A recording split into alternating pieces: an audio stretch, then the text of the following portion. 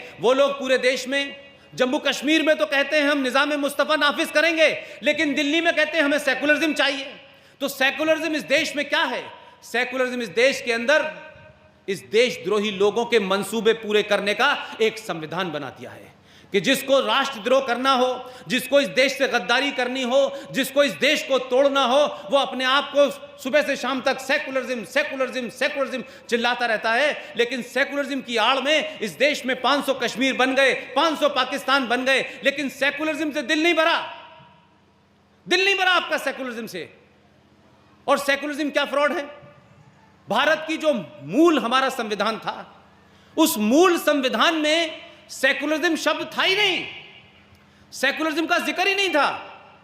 जो बहस चल रही थी, जब डिबेट चल रही थी संविधान को बनाने की, तो कहा गया कि सेकुलरिज्म, तो यह कहा गया, अंबेडकर ने कहा, सब लिखित में है, उन्होंने कहा कि भारत के मूल में, भारत की जनता में अपने आप सेकुलरिज्म का कंसेप्ट है। इस किताब से, अंग्रेजी शब्द से कोई लेना देना नहीं है। और यही सेकुलरिज्म की वजह है कि पड़ोस में कब्रिस्तान है, इधर मस्जिद है, इधर मस्जिद से अजान दे रहे हैं, इधर मंदिर में है, कोई दंगा नहीं हो रहा, कोई किसी को नहीं मार रहा।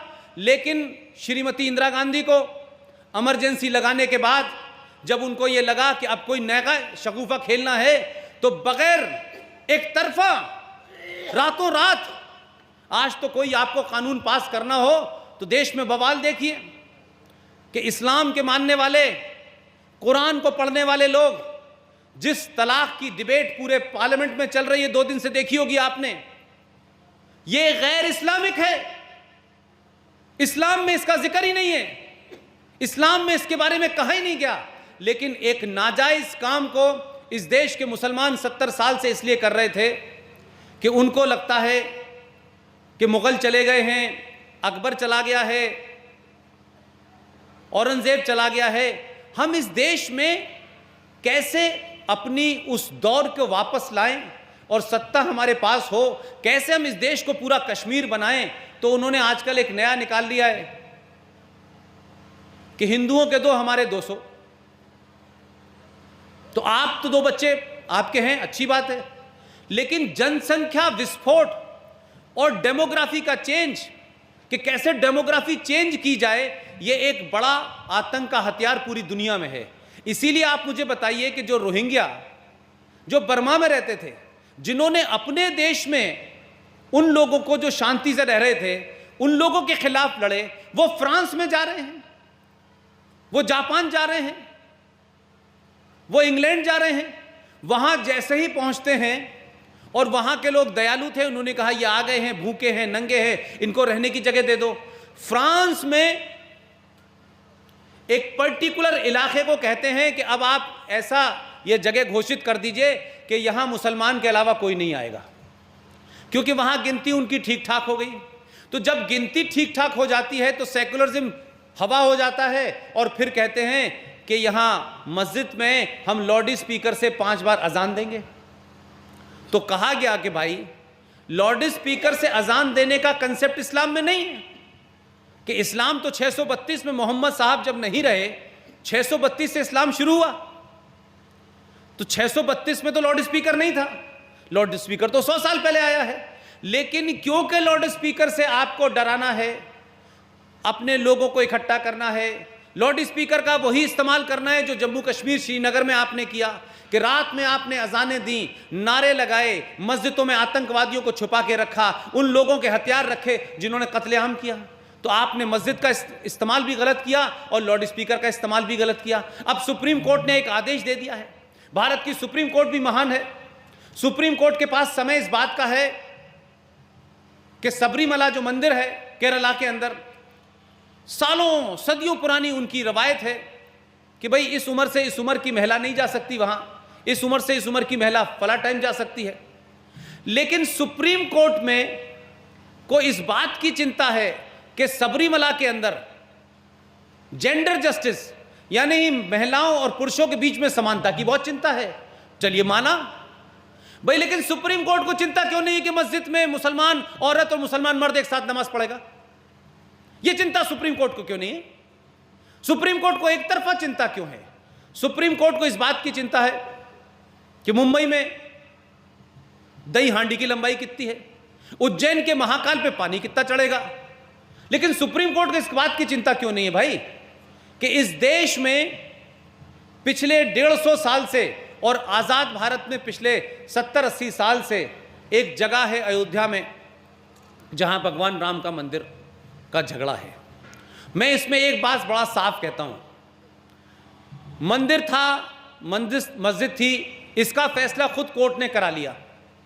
कोर्ट इस नतीजे पे तो पहुंच गया कि यहां मंदिर को तोड़ के मस्जिद बनाई गई, तो ये तब तो समझ में आता है। और कोर्ट ने अभी हाल में यह भी फैसला दे दिया कि मस्जिद इस्लाम का हिस्सा नहीं है, और जब मस्जिद इस्लाम का हिस्सा नहीं है तो उसकी कोई धार्मिक महत्वता नहीं है। लेकिन 2010 में इलाहाबाद हाई कोर्ट एक फैसला देता है अपनी 3 बेंच में, जिसमें एक मुसलमान भी जज था, उसमें कहा गया कि इसके नीचे मंदिर था, मंदिर को तोड़ के मस्जिद बनाई गई, इसके सारे साक्ष्य दे दिए, आर्कियोलॉजिकल सर्वे ऑफ इंडिया ने सारे प्रूफ कर दिए, कोर्ट ने इसको मान लिया। लेकिन सुप्रीम कोर्ट की प्रायोरिटी के अंदर 2010 से लेके 2018 तक सुप्रीम कोर्ट ने इसके लिए बेंच तक का निर्माण नहीं किया, क्योंकि यह प्रायोरिटी की चीज नहीं थी। सुप्रीम कोर्ट के लिए धारा 377 बड़ी इंपॉर्टेंट चीज थी, सुप्रीम कोर्ट के लिए सबरीमाला बहुत इंपॉर्टेंट चीज थी, सुप्रीम कोर्ट के लिए दही हांडी की लंबाई बहुत इंपॉर्टेंट थी, सुप्रीम कोर्ट के लिए उज्जैन में पानी चढ़ना बहुत इंपॉर्टेंट था। तो मैं ये पूछता हूं भाई, ये सुप्रीम कोर्ट हमारे लिए है या हम सुप्रीम कोर्ट के लिए हैं? सुप्रीम कोर्ट किस लिए हमने बनाया? हमारे समाज के लिए बनाए। हम तो ये भी नहीं कह रहे कि आप फैसला मंदिर के हक में दे दीजिए। सुप्रीम कोर्ट में अगर दम है तो मैं हर अपनी बात में कहता हूं कि सुप्रीम कोर्ट के जजेस से मेरा कहना है कि आपको मंदिर बनवाने का फैसला देना है, मस्जिद का देना है, लेकिन फैसला दीजिए आप।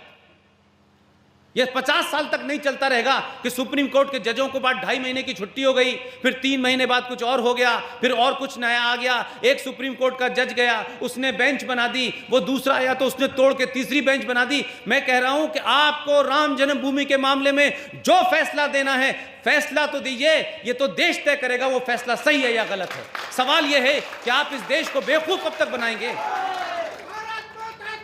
इसलिए मैं कह रहा हूं, क्या वजह है? इसीलिए मैंने आपसे कहा, मैं लौट के अपनी बात पे आऊंगा।